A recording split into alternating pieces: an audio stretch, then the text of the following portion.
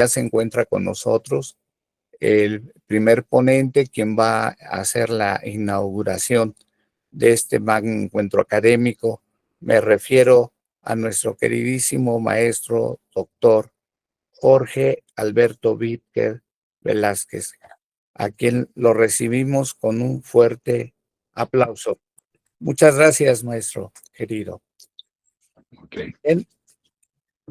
El doctor Jorge Alberto Vídker Velázquez es profesor del Instituto de Investigaciones Jurídicas de la Universidad Nacional Autónoma de México, con más de 50 años de trayectoria. Asimismo, cabe resaltar que es investigador nacional emérito del Sistema Nacional de Investigadores de la Secretaría de Ciencias, Humanidades, Tecnología e Innovación. La trayectoria académica de nuestro queridísimo maestro doctor Jorge Alberto Vídker Velázquez es amplísima y solamente voy a resaltar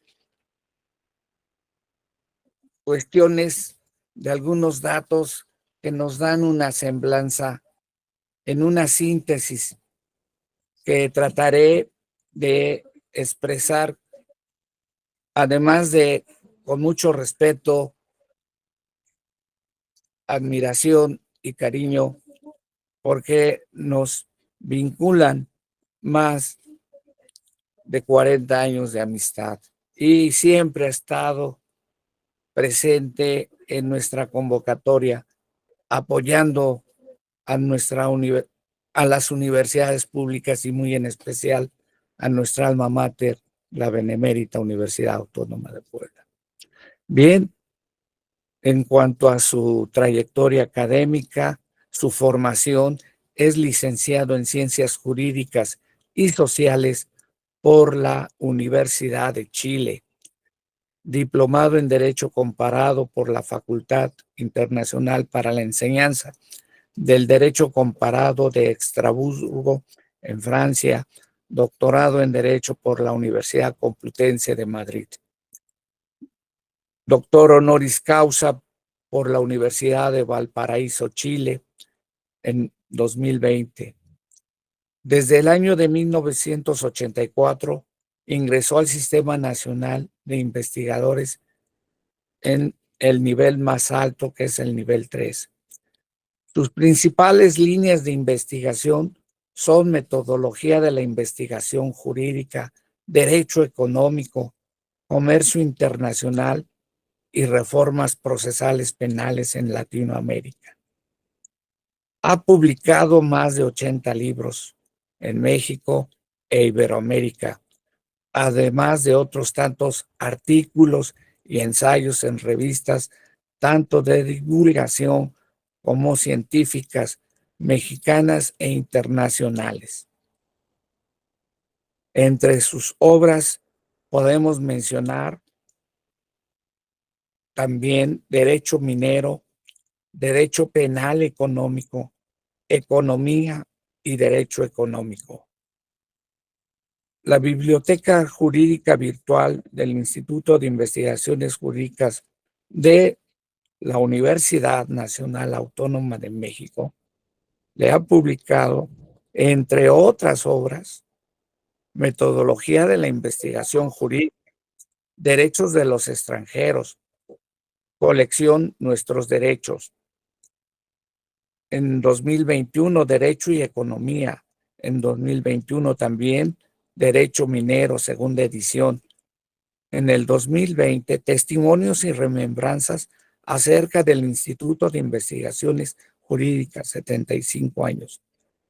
Asimismo, le han publicado Desafíos del Sistema Penal Acusatorio, Derechos de los Extranjeros, etcétera.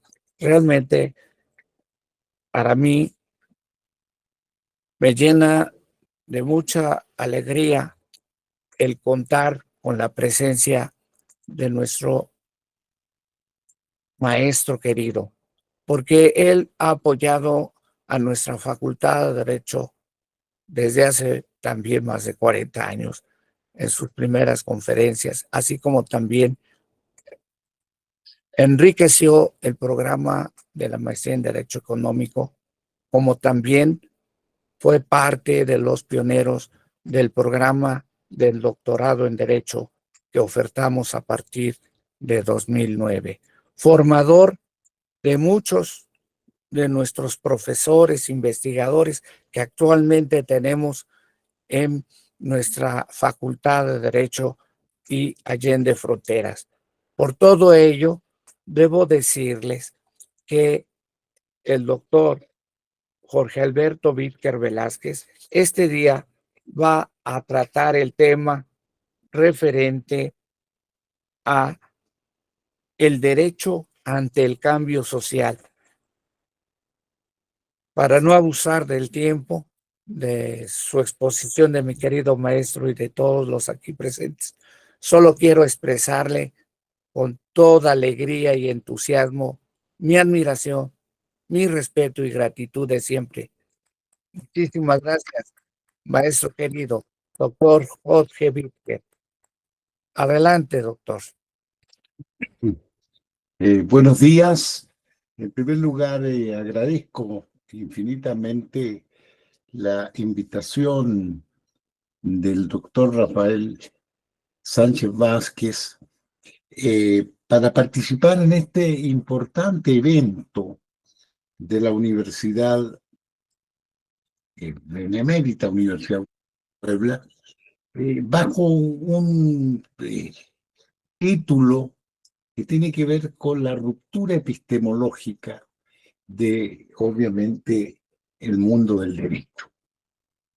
Gracias por la presentación y yo calculé unas notas que tengo en función de los 20 minutos que se me ha asignado y me voy a permitir, por lo tanto, dar rápida lectura a este documento que forma parte, como ya el doctor Rafael nos tiene acostumbrado a los expositores y académicos que participamos, la elaboración de un texto en donde entregamos las fuentes, ¿no es cierto?, de donde interpretamos y reflexionamos las ponencias o las intervenciones nuestras en este importante evento. Es oportuna la ruptura del mundo jurídico en nuestra universidades, diría yo, y que tienen un impacto en la formación de los juristas, de los abogados y de los jueces, porque cuando muchas veces evaluamos la tarea del Poder Judicial en nuestros países, se nos olvida por momento que nosotros en la Facultad de Derecho formamos los jueces. Es decir, que la visión que entregamos en nuestras facultades, yo dijera, orientación que suministramos, obviamente que va a estar presente en la actuación y en la práctica de los operadores en general del sistema jurídico que acabo de mencionar, incluyendo a los jueces. Bien, el derecho forma parte de las ciencias sociales y este es un campo que yo planteé hace largos años como un elemento de ruptura, porque se nos entrega una visión formalista, fragmentada, positivista del derecho, que viene a ser, yo dijera, la visión hegemónica en nuestras facultades de derecho, no solo en nuestro país, sino en, yo dijera, Iberoamérica. De tal forma que esta afirmación que hacemos, el derecho forma parte de las ciencias sociales, por lo tanto responde a la realidad social. Y aquí voy a enfocar mi orientación lectora en este momento hacia América Latina, donde está incluido obviamente nuestro país. En ese contexto que responde a la realidad social, el derecho, ¿sí? Se le presentan en nuestra región tres, yo dijera, eh, características al derecho. La desigualdad, que sigue siendo una variable lamentablemente permanente todavía, ¿sí? Luego tenemos la eh, desigualdad, la colonialidad del poder. Le llamamos colonialidad del poder a esta visión eurocentrista que nosotros en América Latina hemos recogido y que en estos momentos se cuestiona desde una perspectiva de colonización, ¿sí? Para obtener los elementos más pegados a nuestra propia realidad. Y luego el tercer elemento viene a ser la exclusión de sujetos sociales que largamente han estado marginados, diríamos nosotros, en términos generales, del poder en la región. En este contexto, el derecho recoge estos elementos a través de tres dimensiones. Una, el papel del derecho en la transformación de las estructuras sociales. ¿Ya? Segundo, el papel del derecho en lo que pudiéramos llamar el mantenimiento del llamado Estado de Derecho, ¿sí? Y por último, los impactos que el derecho ha recibido de los movimientos sociales en la propia producción legislativa. Ante estos desafíos históricos de la región, es posible rescatar, yo dijera, de vuelo de paso, de paso, dos libros escritos en el siglo XX que explican algo de lo planteado. El derecho como obstáculo al cambio social, del profesor Eduardo Noboa Monreal, y la teoría del derecho, un enfoque crítico, de Oscar Correas, ambos juristas del sur del continente que intentaron recoger las vicisitudes socioeconómicas y jurídicas de la región en épocas históricas relativamente semejantes. En estos libros se refleja la tensión entre dominación y emancipación, en donde queda en evidencia que las normas jurídicas no son neutras, sino instrumentos de configuración del orden social, y al mismo tiempo el derecho es un espacio de pugna donde los distintos actores, movimientos sociales, pueblos originarios, organizaciones feministas, ambientalistas, comunidades marginadas, han disputado el sentido que se le debe dar al propio derecho. En efecto, resistencia y transformación ha sido la experiencia más evidente del derecho en nuestro continente. Como práctica social históricamente situado, las normas jurídicas han estado en la estructura material y simbólica del poder en la región.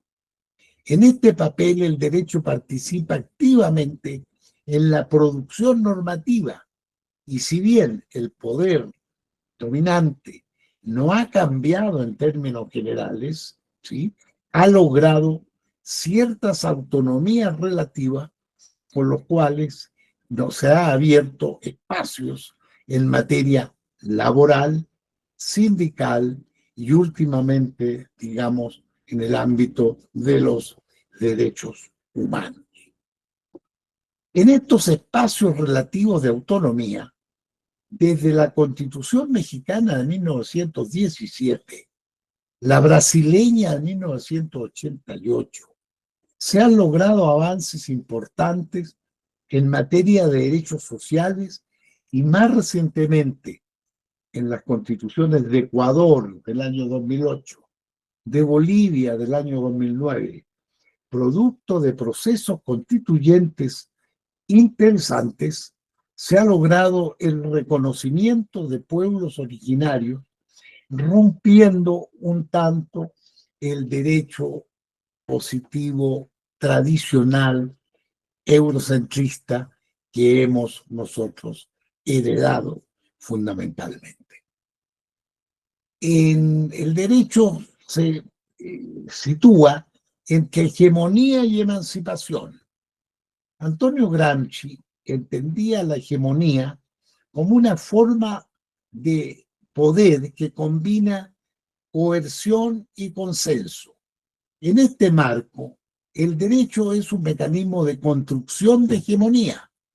Produce sentido común, jurídico, lo norma, lo legitima y con ello contribuye a la reproducción del orden establecido. Sin embargo, señala Enrique Dussel en 1998 que el derecho también puede ser un instrumento de praxis liberadora cuando se orienta hacia la afirmación de la vida y la dignidad de los hombres. Esta tensión, hegemonía y emancipación atraviesa toda la historia jurídica latinoamericana, desde los movimientos por la abolición de la esclavitud hasta la lucha contemporánea por los derechos de las mujeres y los pueblos indígenas. El derecho ha funcionado como campo de disputa. Las normas jurídicas en este sentido son tanto productos de luchas sociales como medios para institucionalizarlas. En consecuencia, el papel del derecho en la transformación de las estructuras sociales no puede comprenderse de manera unívoca y separada de la realidad. Es simultáneamente conservador y transformador, disciplinario y emancipador. Lo decisivo es el modo en que los actores sociales se apropian del lenguaje jurídico para significarlo. Como sostiene García Villegas, en contextos de desigualdad estructural, el derecho puede adquirir una dimensión simbólica de esperanza que moviliza la imaginación política hacia horizontes de justicia. El derecho en América Latina no es meramente un reflejo de las estructuras sociales, sino un dispositivo activo en su configuración. Su potencial transformador radica en su carácter contradictorio. Mientras legitima el orden existente, ofrece también un lenguaje para su impugnación. Reconocer esta ambivalencia es fundamental para comprender los procesos de cambio social en la región y para pensar un derecho verdaderamente emancipador. El derecho como instrumento de resistencia. En el pensamiento jurídico crítico latinoamericano, el derecho no se concibe exclusivamente como un aparato de dominación, sino también como un campo de luchas sociales. Esta concepción se opone a la visión formalista que reduce el derecho al conjunto de normas estatales y recupera su dimensión conflictiva y dialéctica. Desde esta óptica, el derecho puede ser instrumento de resistencia cuando los actores subalternos lo emplean estratégicamente para cuestionar el orden establecido y ampliar los márgenes de justicia y reconocimiento. El derecho insurgente y las prácticas contrahegemónicas. Boaventura de Sousa Santos acuñó la noción de legalidad insurgente para referirse a las prácticas jurídicas que emergen desde abajo, en oposición a la legitimación o legalidad dominante.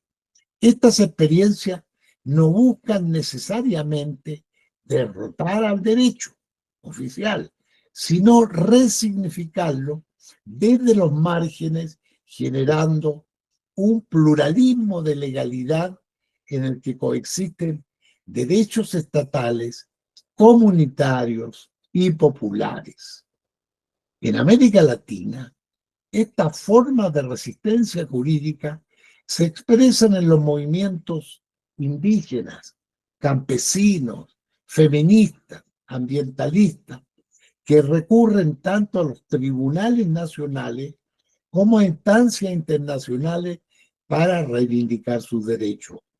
El uso del litigio estratégico, por ejemplo, se ha convertido en una herramienta para visibilizar la violencia estructural y obligar al Estado a reconocer derechos colectivos.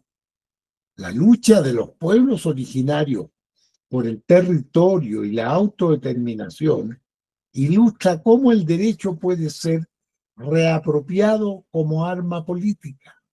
En Bolivia, la incorporación del pluralismo jurídico en su constitución del 2009 respondió a décadas de movilización indígena que desafiaron la estructura monocultural del Estado.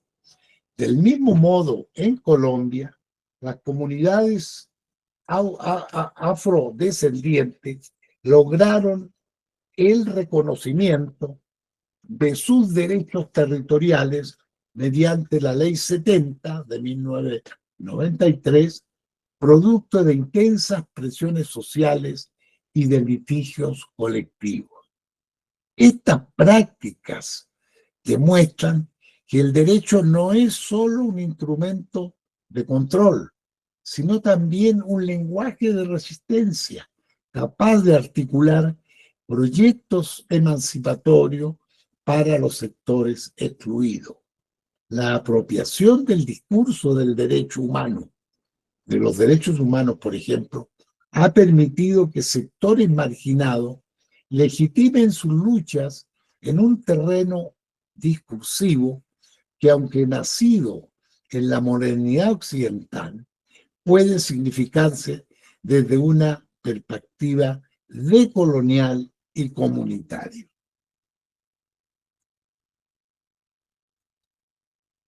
Cambio social y pluralismo jurídico. Con esto termino. Al impulso de las reformas constitucionales en algunos países de la región, se ha constatado que el derecho monolítico formal positivo en la región, por la presión de movimientos sociales, de pueblos originarios, feministas, ambientalistas, se han ido conquistando y reconociendo derechos que expresan modalidades normativas de tipo comunitarias que se alejan en parte del derecho estatal formal y monolítico. En dicho contexto, el reconocimiento a premisas de igualdad de género, usos y costumbres, derecho a la consulta, litigios estratégicos, etcétera, que han tenido reconocimientos expresos a nivel de jurisprudencia y otros reconocimientos oficiales.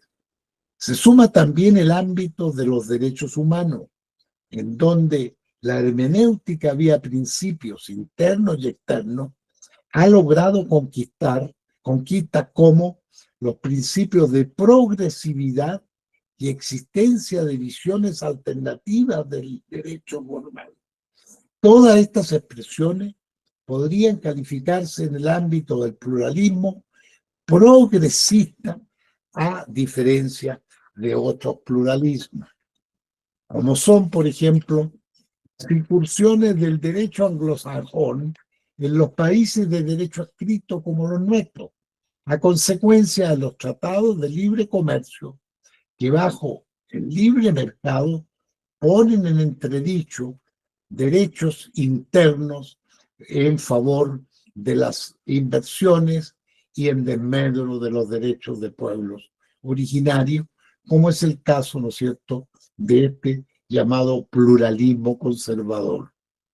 Hay experiencias en Brasil de movimientos que hablan de un derecho alterno a otro derecho, que ampara ciertos derechos de uso, de habitación en territorios y lugares que son de derecho público, o sea, que pertenecen a propiedades estatales abandonadas o simplemente descuidadas.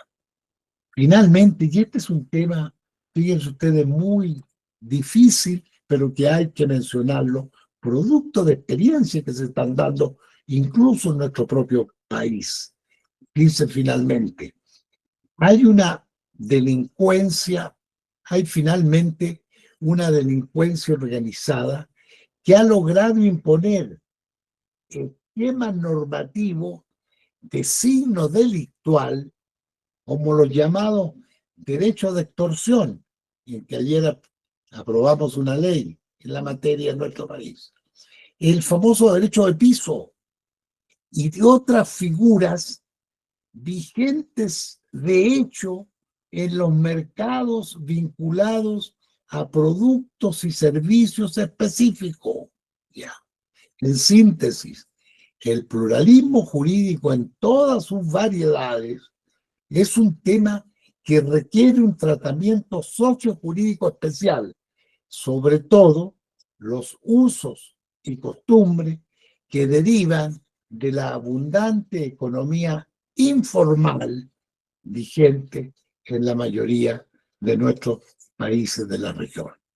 Es cuanto hemos querido plantear a la reflexión de tan selecto y alto nivel de auditorio esta ruptura a la cual nos invita, ¿no es cierto?, la Benemérita Universidad Autónoma de Puebla, y que hemos querido transmitir con estas reflexiones escritas. Muchas gracias. Muchísimas gracias, doctor Jorge Vídker Velázquez. Realmente ha sido una excelente conferencia magistral y, como siempre, reciba nuestro respeto, admiración y cariño. Y un fuerte aplauso